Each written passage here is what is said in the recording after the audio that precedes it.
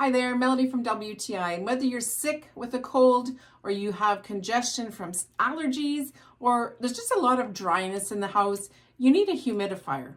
So I'm going to tell you why I love this humidifier from Vicks.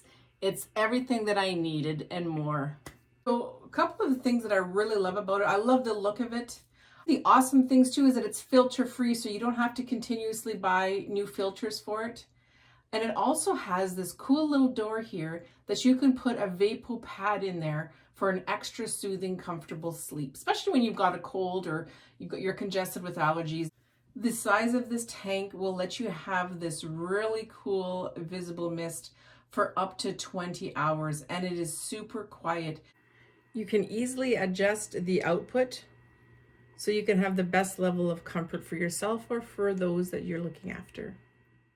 And did I say easy?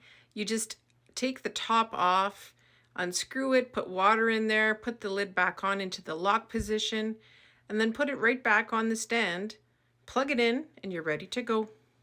So if you're looking for a humidifier that offers everything you need and more, I suggest this one here from Vicks. It's checked off all of my boxes, and I'm sure it'll check off the majority of yours. But that's my point of view.